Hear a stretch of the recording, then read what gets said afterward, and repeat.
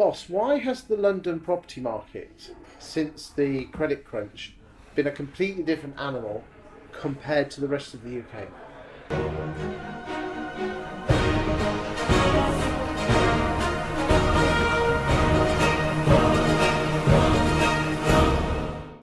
Because the business is here, the money is here, the infrastructure is here, the five-star hotels are here. You know, this where we're sitting here, Michelin star, top level. I was in Manchester. I never saw anything like that there. But surely these sort of places were here before the credit crunch. They were, but there's been more. So Nobu opens in Shoreditch, and then it now is opening another branch in the West End. And money attracts money because the way I earn my money is writing about the property market. And before 2007, London was always higher, but what you tended to find is it went up and down at the same rate as the UK. But what happened was, after the credit crunch, almost within 12 months, London just took off like a rocket ship, and the rest of the UK was floundering around for a couple of years, still took off, but almost that, but just London went like that. Yeah. Why has London turned into? Do you think it's because of? It's not just London; it's every city. Now, you've got you've got what they call in America flyover territory. So you say flyover is between New York and Los Angeles. The rest of it, and that's why the real estate there is so much cheaper. So the major hubs in the world, Shanghai. In Asia, over here, still London, Paris for sure. Germany's always fighting for it, but New York over there in America, because London really does skew up the national figures. It's such a big lump. That in so much so that a lot of the indexes have a national index including London and a national index excluding London. Well, the same thing happens, with properties when they mix it up, and then there's a very expensive element that will go blended when properties are blended. I don't know if you heard of that term. So this is working in the figures, but London is its own market. Could it almost be a different country? Yes. Same thing in America. New York's a different country. I spend a lot of time over there, as you probably know. And New York is a different animal from the rest of America. Do you think London has done good for the UK PLC or bad? Fantastic.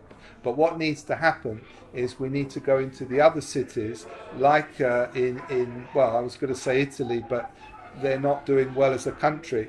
But you need to create more hubs. So you need to say, right, if you open in Wales, and we want to encourage that, there's going to be some tax-efficient opportunities. Do you think things like HS2 going up to Birmingham and then eventually into Manchester and up to York and Leeds are good things? Very good, very important.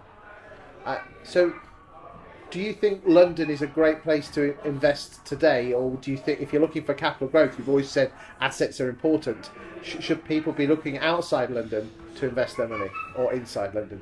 Or does it depend? There's areas within areas. There's good Manchester, there's good Liverpool, there's good parts of Canary Wharf or anywhere else. So there's markets within the markets.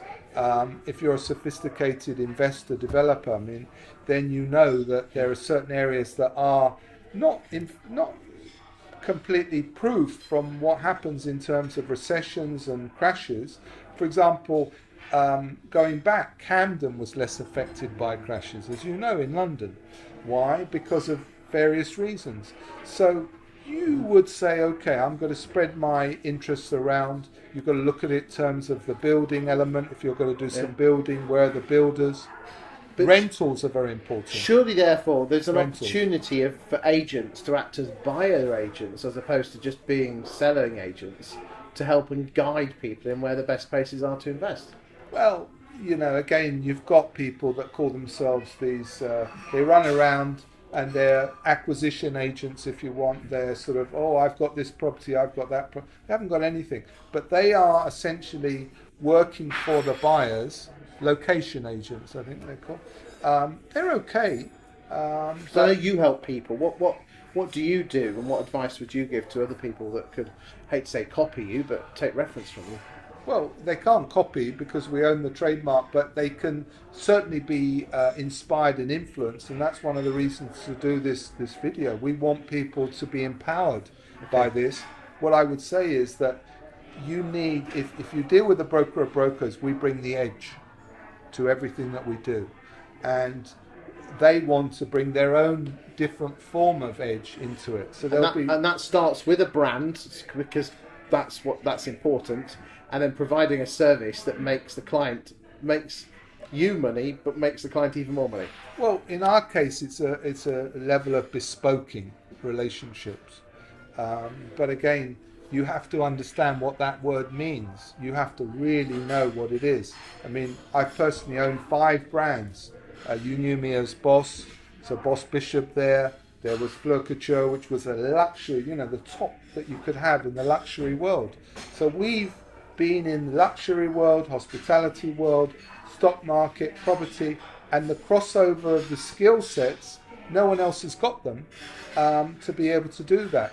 They will have their own things that they can bring to the table. So they might say, we are masters of a certain design, but we are masters of mindset. And I think mindset is what's key now. Well, it's all about people, isn't it? Yes. Thank you.